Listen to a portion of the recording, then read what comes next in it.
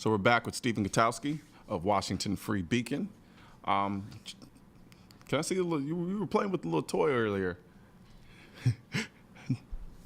I got one of my guns Cerakoted here.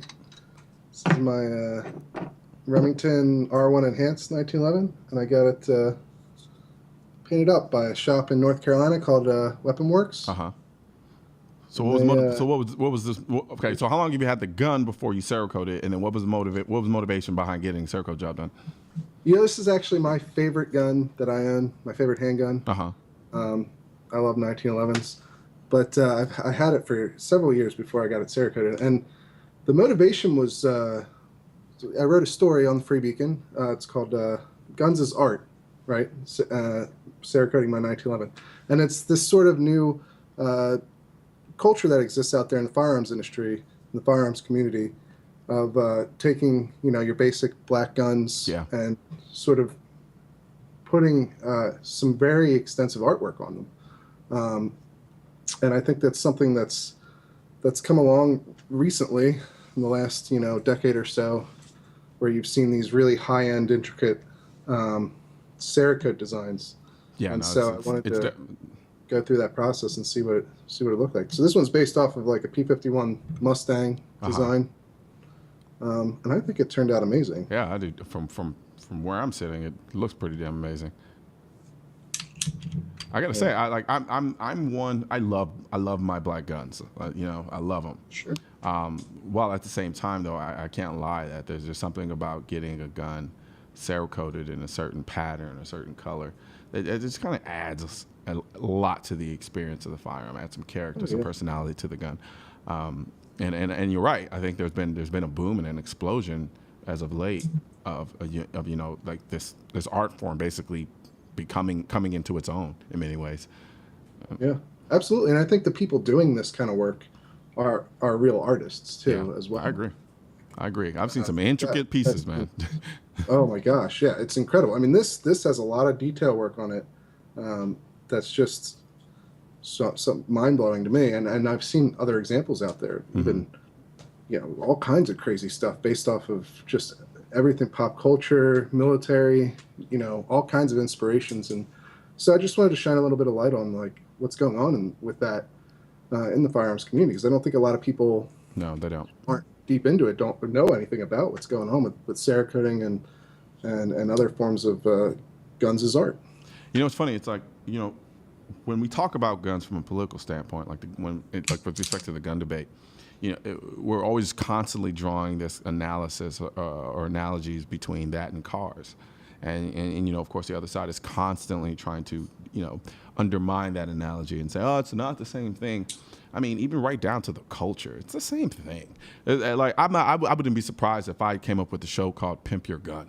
Like it's, what I mean. It's like you have all these custom shops now. Then you have guns with different variations of the guns, and all of the same kind of basically things that happen in the car world. Are happening in the gun world as well. They're both mechanics. They both use mufflers to quiet themselves. Like it's all of these things that kind of correlate together. And it's amazing how you have one group of people who are constantly trying to deny that to be the case. But even down to the culture, it's undeniable. No, I think you're right. I think there's a lot of crossover there. But and firearm design alone can be quite beautiful. I mean, the 1911 is a perfect example of that. The industrial design of this gun is sort of transcends its utilitarian purpose and it's something more than that. And then, when you put a nice paint job on top of it, you get to a whole new level. Yeah, I mean, I look at that no different than, say, me restoring like a 72 Chevelle. When cars were made a certain way, 1911s were made a certain way, whereas now, cars tend to be largely a bunch of, hi-fi plastics that aren't bad. They work great, they're efficient, but I mean, you can call those the Glocks of the world, the Glocks of the car world, so to speak. But then still being able to have that appreciation for the OGs in the game, which would be like the 1911s. So, yeah, no, I think that's a very good point. Yes, sir. So what are the? So I keep it displayed up here with my nice Savoy leather. That's a detail. Savoy does some good work. They do. So, boy, does some good work. I'll give them that. They're definitely artists in their own right. Oh yeah, absolutely. There's a lot of artistry going on in the gun industry that a lot of people don't recognize. Yeah. Only problem is we don't sip champagne and put our guns on walls and have. Oh, I put my guns on the wall Well, sometimes. Although it comes off right away if I need it. So. See, functional art, right then and Functional, there. yeah. Right. So, what other stories have you been working on that stand out? Well, the one gun a month thing is not the only thing going on in Virginia. Actually, that's of national relevance, really. Recently, the legislature passed a bill that would allow victims of domestic violence, people who have protective orders against someone, to use that protective order as a temporary concealed carry license. Because in Virginia, the concealed carry license takes 45 days to obtain. After you've done the training, once you apply, the state has 45 days to return a permit to you, as long as if you pass the background check. Mm-hmm. So this bill was designed to allow people who essentially are under threat. Yeah. They have a protective order to carry a firearm concealed without having to wait to obtain a permit first. Wow, that's kind of freaking awesome. I can think of one person who would have definitely benefited from that law. Unfortunately, she was in New Jersey. Yes. Yeah, that kind of sucks in that sense. But has there been any real pushback? Yeah, well, so McCall vetoed it, right? So it's not going to go into law at the moment, but there is some hope that his veto might be overridden. They're one vote away in both the House and Senate, as I understand it. And so there's a chance that his veto could be overridden in this case.